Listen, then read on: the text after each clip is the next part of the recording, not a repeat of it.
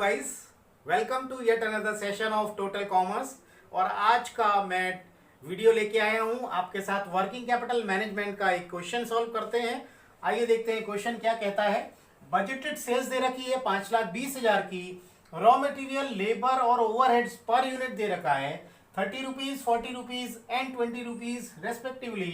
Total cost is 90 पैसा, profit is 10 पैसा and sales is 1 रुपी। तो 1 रुपए का वाइफर्केशन दे रखा है आपका क्या क्या है, और बजटेड सेल्स आपको ऑलरेडी गिवन है 5,20,000। आइए इससे देखते हैं वर्किंग कैपिटल का रिक्वायरमेंट कितना बैठ रहा है।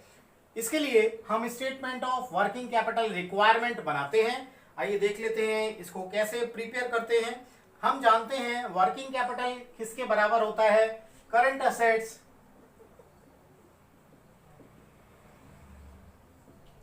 माइनस करंट लायबिलिटीज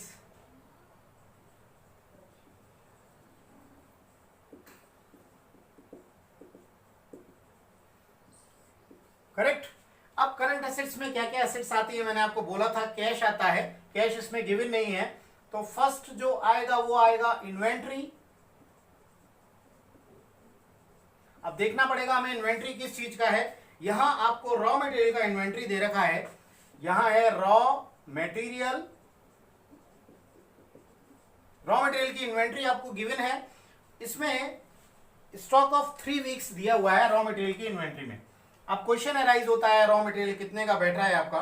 देखिए आपका जो टोटल रॉ मटेरियल की टोटल सेल्स है 5,20,000 बजटेड सेल्स है, और इसमें से रॉ मटेरियल का पोर्शन है आपका 0.30। ये आपका रॉ मटेरियल का पोर्शन रहा 0.30। हम बजटेड सेल्स को इस 0.30 से मल्टीप्लाई कर देंगे तो हमारी मटेरियल की कॉस्ट आ जाती है।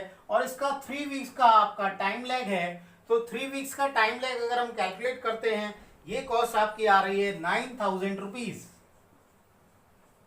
9,000 रुपीज आपकी मटेरियल की कॉस्ट आ चुकी है। अब दूसरी कॉस्ट हम लेते हैं कॉस्ट ऑफ फिनिश गुड्स।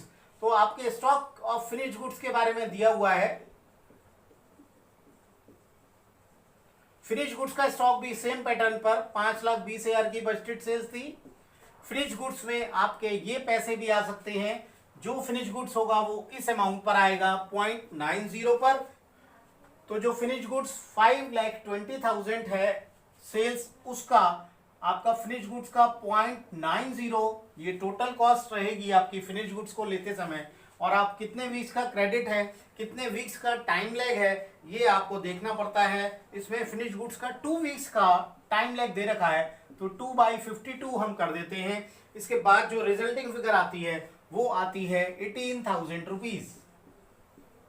यानी आपके पास 18,000 का स्टॉक आपको रखना होगा। अब बात करते हैं हम वर्क इन प्रोग्रेस की। तो WIP से मैं इसको डिनोट कर देता हूं वर्क इन प्रोग्रेस को।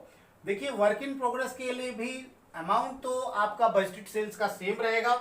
यहां पर एक चेंज ये रहेगा कि यहां पर हमने फिनिश गुड्स में टोटल कॉस्ट लिया था 90 पैसे।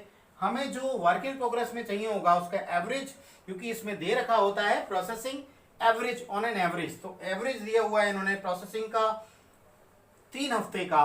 तो आप जो भी लेबर और ओवरहेड्स दोनों हैं, ये मैं 60 पैसा ले लेता हूं टोटल, और इसका 3 वीक्स का अमाउंट निकाल लेता हूं मैं। अगर आप इसका 3 वीक्स का अमाउंट निकालते हैं तो ये बैठता है 18,000 इटसेल्फ। आप इसको अलग अलग भी कर सकते थे, 40 पैसे से मल्टीप्लाई करते तो लेबर आता, ओवरहेड्स को 20 से मल्टीप्लाई करते तो 20 + 40 60 ही होता। मैंने 0.60 इसीलिए दोनों का ले लिया है वर्क इन प्रोग्रेस के लिए।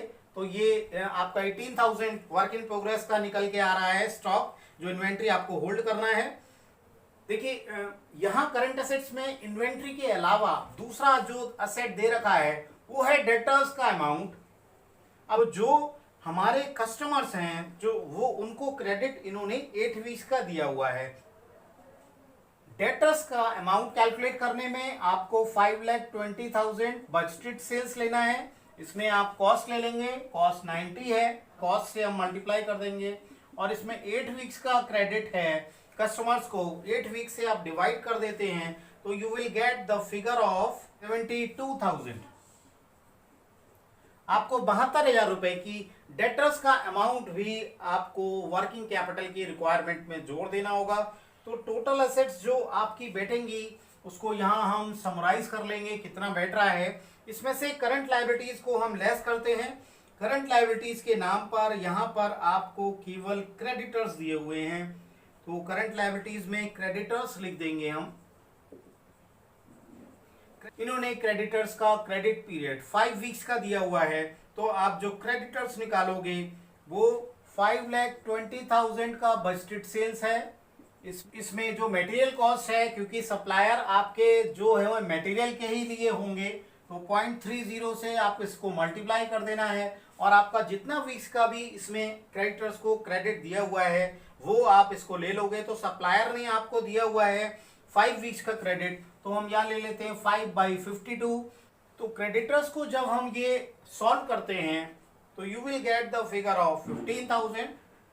आपने 15,000 यहाँ पर लिख देना है और मैंने यहाँ ब्रैकेट कर देता हूँ क्योंकि ये नेगेटिव फिगर है, माइनस में है, लेस होना है इसलिए नेगेटिव कर दिया। आइए एक बार इसका टोटल कर लेते हैं।